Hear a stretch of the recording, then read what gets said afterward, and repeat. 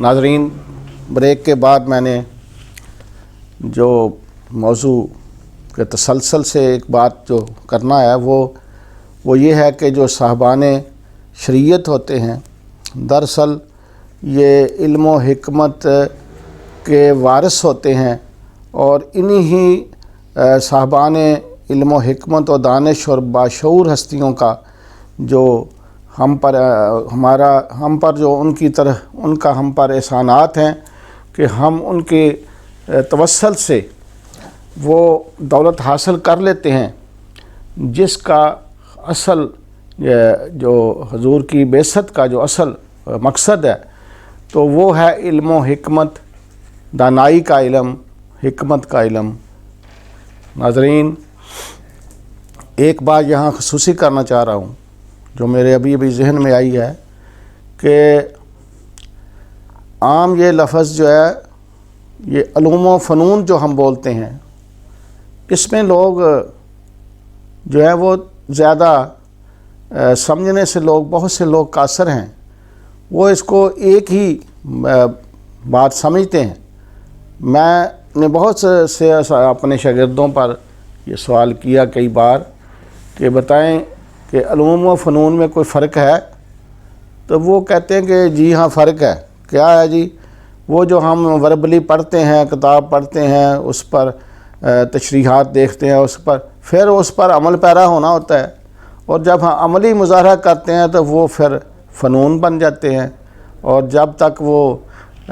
ابھی اس کو صرف زبانی پڑھ رہے ہوتے ہیں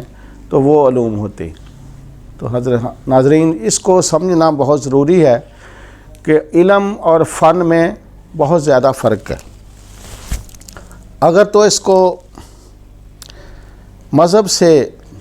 اٹیچ کریں، یہ بات یقیناً سمجھ میں آئے گی کہ غیر مسلم جو ہیں وہ تو علم سے بے خبر ہیں، ان کے پاس علم نہ آیا ہے نہ آ سکتا ہے جب تک وہ اللہ تعالیٰ کے حکم کے تابع نہیں ہوتے اور موجود وقت کے نبیوں میں سے کسی بھی نبی پر ایمان نہیں لاتے۔ اور دور حاضر میں کہ نبی تو بہت ہوئے، مگر ایک جو نبی، آخری نبی حضور پاک صلی اللہ علیہ وسلم کی ذات گرامی، اب جو ان پر ایمان نہیں لاتا، وہ جتنا بھی ہم اسے دانشور سمجھیں، جتنی بھی وہ خدمت خلق کرتا ہے، وہ سائنسدان بن کر یا وہ کوئی ڈاکٹر بن کر، کوئی انجینئر بن کر، کتنی ایجادات ہیں جو ان کے توسل سے ہیں۔ جیسے یہ ابھی کرونا کے حوالے سے دیکھیں تو یہ ویکسین بن رہی ہے، تو سوال آیا تھا کہ کیا یہ بنانے والے جو ہیں یہ اللہ کی طرف سے کچھ یعنی صلہ بھی پائیں گے؟ تو اس کا یہی جواب علماء دے رہے ہیں کہ وہ صلہ پائیں گے اسی دنیا میں، آخرت میں ان کو کوئی صلہ نہیں ہوگا، کیونکہ ان کا جو بھی عمل ہے وہ ان کی مخلوق کی اگر خدمت کر رہے ہیں تو پہلی بات تو ہے کہ ہو سکتا ہے کہ یقینی ہے کہ وہ اللہ کی رضا میں نہیں ہوں گے، وہ صرف پیسے اکٹھے کرنے کے چکر میں ہوں گے۔ تو ان کا بھی اپنا ایک کردار ہے دنیا میں جو غیر مسلم ہے، اور جو علم ہے وہ تو صرف مسلمان کے پاس ہوتا ہے۔ تو میں اپنے شاگردوں سے کو یہ بات سمجھانے کے لیے لکھوارا کرتا تھا 2 جملے کہ یہ سن لو کہ علم اور فن دونوں اگر کسی مومن کے پاس ہیں تو وہ علم ہی ہے۔ فنون میں جو عام خیالوں میں ہے کہ جو کچھ عملی مظاہرہ ہو رہا ہے دنیا میں، جو انڈسٹری چل رہی ہے یا دنیا میں جو ہاتھ سے جتنے کام ہو رہے ہیں یہ فن ہیں۔ میں نے اس کی تشریحات میں کچھ کتاب بھی ایک لکھی ہے، اس کو بھی آپ پڑھ لیں تو اس سے بھی استفادہ کیا جا سکتا ہے کہ علم وہ دولت ہے یا وہ ذریعہ ہے جس پر چل کر عمل پیرا ہو کر انسان اپنے روح اور قلب کا سکون حاصل کرتا ہے، وہ تمام ذرائع جو اس کی روح اور قلب کے سکون کا ذریعہ ہیں، سبب بنتے ہیں،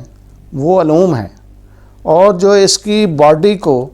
تسکین دیتے ہیں، اس کے جسم کو تسکین دیتے ہیں، گویا تقاضا بشریت پورے کرنے کے حوالے سے جو ذرائع ہیں، جس میں روٹی، کپڑا اور مکان، یہ رہائش، خوراک، پوشاک، یہ جو باقی جو بھی تسکین جسم کے لیے ہے، یہ سب کچھ فنون ہیں، اور جو روح اور قلب کی خوراک بنتے ہیں، جو شعور پیدا کرتے ہیں، جو نور پیدا کرتے ہیں، وہ تمام ذرائع وہ علوم میں آتے ہیں۔ تو حاضرین، علوم کی ایک اور بڑی نشانی یہ ہے کہ علم صرف مسلمان کے پاس ہوتا ہے، جیسے میں نے پہلے ذکر کیا۔ کافر کے پاس جو کچھ بھی ہوتا ہے وہ فن ہوتا ہے، اور مومن کے پاس جو کچھ ہوتا ہے سب کا سب علم ہوتا ہے۔ اس کا فن بھی ہی علم ہے، کیونکہ وہ اللہ کی رضا کے لیے سب کچھ کر رہا ہوتا ہے، اس کے تمام افعال اللہ کی رضا کے لیے ہوتے ہیں۔ تو گویا علم کا استاد کافر نہیں ہو سکتا، فن کا استاد کافر ہو سکتا ہے، فن کافروں سے سیکھا جا سکتا ہے۔ سیکھنے کا حکم بھی ہے کہ جنگی قیدی جو آتے تھے، ان میں کچھ جو پڑھے لکھے تھے، ان کے بارے آپ نے سن رکھا ہے کہ ان سے فدیہ نہیں لیا جاتا تھا رہائی کے طور پر، بلکہ ان کو کہا جاتا تھا کہ تم ہمارے 10 صحابہ کو پڑھا جاؤ تو تم ہماری طرف سے پھر ہماری قید سے آزاد ہو، اور صحابہ کو حکم ہوتا تھا کہ ان کے پاس جو کچھ ہے وہ لے لو۔ گویا یہ پڑھنا لکھنا سب فن میں آتا ہے۔ یہ فن ان کافروں کے پاس ہوتا تھا، پڑھے لکھے کافر، اور صحابہ ان سے وہ فن لیتے تھے۔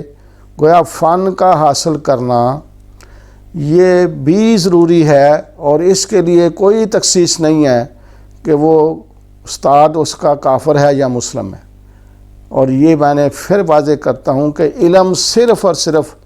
مومنوں کے پاس ہوتا ہے، مسلمانوں کے پاس ہوتا ہے، اور وہ علم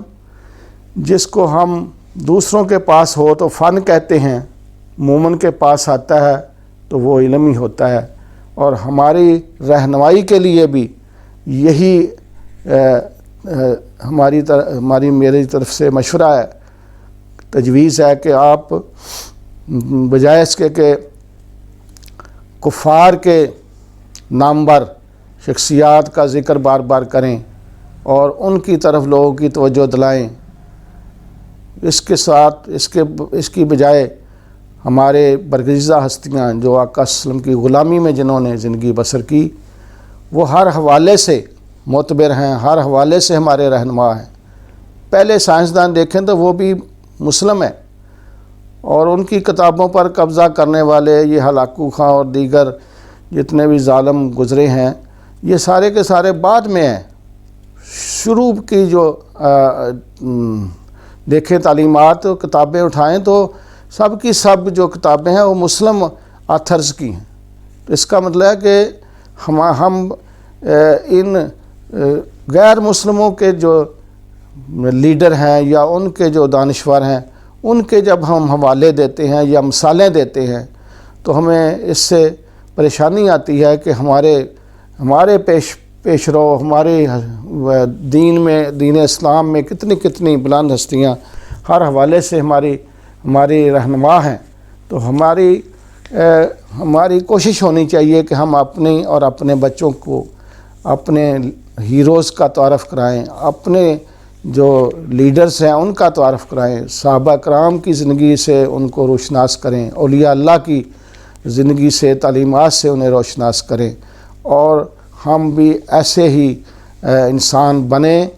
جس کو دیکھ کر لوگ سبحان اللہ کہیں۔ اور یہ میرے شیخ طریقت حضور سرکار گوجروی حضرت پیر محمد شریف خلیق رحمۃ اللہ علیہ یہ فرمایا کرتے تھے کہ تم یہ جو شکوہ کرتے ہو کہ ہمیں دنیا میں اس قسم کے اچھے بندے نہیں ملتے، اس طرح کا ولی اللہ نہیں ملتا، ایسا ہونا چاہیے۔ تو وہ فرمایا کرتے تھے کہ اس کی بجائے آپ اپنے سینے پہ ہاتھ رکھ کر کہا کرو کہ ولی اللہ ہو تو پھر ایسا ہونا چاہیے۔ یعنی یہ ڈیمانڈ تو سب کی ہے کہ دنیا میں کوئی اچھے لوگ ہوں، کوئی لیڈر ہوں، کوئی روحانی لیڈر ہوں، ہر طرح کے لیڈر ہوں، لیکن آپ خود کیوں نہیں بنتے؟ تو یہ سوچ اور فکر جو ہے یہی ہمیں جو ہے نا وہ ہر لحظہ ہے مومن کی نئی آن نئی شان کے مستاق اوپر بلندیوں تک لے جاتی ہے، اور ہمیں جو فکری اثاثہ ہے جو ہمیں نصیب ہو جاتا ہے، اور ہم پھر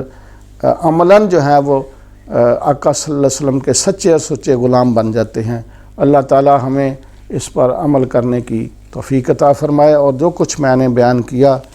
اس میں جو کوئی کمی بیشی رہ گئی اللہ اس کو معاف فرمائے، کیونکہ تھوڑے وقت میں زیادہ جو ہے وہ موضوعات کو میں نے احاطہ کرتا ہوں۔ اللہ تعالیٰ اس کو قبول و منظور فرمائے۔ وآخر دعوانا الحمدللہ رب العالمین۔ یا حبیبی یا رسول اللہ، یا حبیبی یا رسول اللہ، یا حبیبی یا رسول اللہ، یا حبیبی